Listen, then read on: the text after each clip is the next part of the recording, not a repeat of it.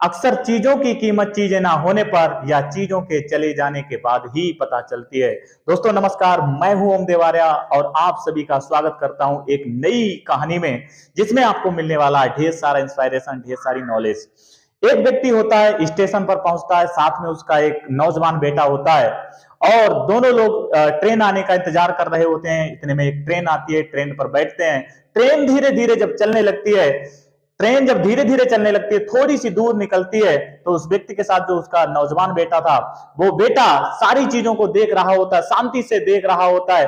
और जब धीरे धीरे जब ट्रेन और आगे निकलती है, उसको पेड़ दिखते हैं और पेड़ पीछे जाते हुए दिखते हैं, लहलहाते पेड़ उसको दिखते हैं, चीजें जाती हुई पीछे जाती हुई दिखती हैं। तो जब ऐसा देखता है तो वो बेटा अपने पिताजी से कहता है कि पिताजी देखिए कितने बड़े बड़े पेड़ हैं, ये आम के पेड़ पर देखिए, इसमें आम लटके हुए हैं, कितने अच्छे लग रहे हैं, और कितनी बड़ी बड़ी बिल्डिंग है, सारे लोग पीछे जा रहे हैं, हम आगे पहुंच रहे हैं, ट्रेन कितनी स्पीड से चल रही, कितना अच्छा लग रहा है। ऐसा चिल्लाकर अपने पिताजी से बोलता है, उसको बहुत अच्छा लग रहा होता है। पास में जो उनके जो यात्री लोग बैठे होते हैं, उनको थोड़ा सा बुरा लगता है कि ये बच्चा कैसे बोल रहा है, मतलब बच्चा तो बच्चा नहीं है, लगभग 24-25 साल इसकी एज है, मतलब ऐसी हरकतें इसको नहीं करनी चाहिए। थोड़ी देर के बाद जब ठंडी ठंडी वायु बहने लगती है, हवा आती है, वो बेटा फिर से उस वायु को फील करता है, महसूस करता है, और वायु को देखकर फिर से अपने पिताजी से बोलता है, पिताजी कितना ठंडा मौसम हो चुका है, कितनी ठंडी हवा आ रही है, बहुत अच्छा लग रहा है पिताजी। और फिर से वो यात्री लोग होते हैं, थोड़ा सा और असहज महसूस करते हैं, बट फिर भी कुछ नहीं बोलते हैं। थोड़ी देर के बाद ही ऐसा होता है कि बारिश होने लगती है। जब बारिश होने लगती है, बारिश की कुछ बूंदें उसके हाथ पर, जब बेटे के हाथ पर पड़ती हैं, तो बेटा अपने दोनों हाथों को बाहर खिड़की से निकालता है, दो और हाथों पर बारिश की बूंदों को लेता है, पकड़ता है, उनको महसूस करता है। ठंडी ठंडी बूंदों को देखकर फिर से अपने पिताजी से जोर से कहता है, पिताजी बारिश की बूंदें कितनी ठंडी होती हैं, कितना अच्छा लग रहा है, कितनी प्यारी बारिश होती है। और जब ऐसा अपने पिताजी से फिर से बोलता है, तब यात्रियों पर नहीं रहा गया। यात्रियों ने उसके पिता से कहा, क्यों ना आप अपने बेटे को एक बार हॉस्पिटल में किसी अच्छे अस्पताल में ले जाके इसको दिखवा लें, एक बार चेकअप करा लें।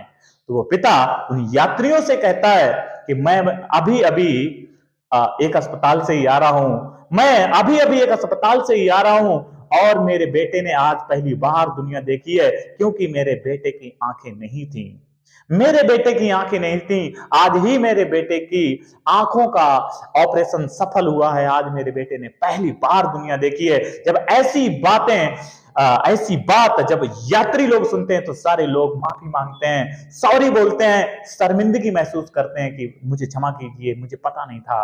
और दोस्तों, इस कहानी से सीख क्या मिलती है, लर्निंग क्या मिलती है? इस कहानी से सीख मिलती है कि अक्सर चीजों की कीमत चीजें ना होने पर या चीजें चले जाने के बाद ही पता चलती है। अरे उन आंखों की कीमत उस व्यक्ति से ज्यादा कौन जानता होगा जिसकी दोनों आंखें नहीं होगी। अरे उन पैरों की कीमत उस व्यक्ति से ज्यादा किसको पता होगी जिसके दोनों पैर नहीं है। इन दोनों हाथों की कीमत उस व्यक्ति से पूछिए जिसके दोनों हाथ नहीं है। अरे इस स्वस्थ शरीर की कीमत उस व्यक्ति से ज्यादा कौन जानता होगा जिसके पास स्वस्थ शरीर नहीं, जिसके पास एक बीमार शरीर है, जो महीनों से सालों से चारपाई पर पड़ा हो, बीमार पड़ा हो और स्वस्थ होने के लिए तड़प रहा हो। दोस्तों, इस स्वस्थ शरीर पाने के लिए वो जो कामना कर रहा हो, उसके लिए इस स्वस्थ की शरीर की कीमत पता होती है। दोस्तों, मैं कहता हूं, मैं ऐसा मानता हूं, यदि आपको ईश्वर ने स्वस्थ शरीर दिया, तो मैं तो ऐसा कहता हूं उस परमात्मा ने, उस ईश्वर ने आपको जो सबसे बड़ी धरोहर थी, सबसे कीमती वस्तु थी, वो आपको दे रखी है, ऑलरेडी दे रखी है।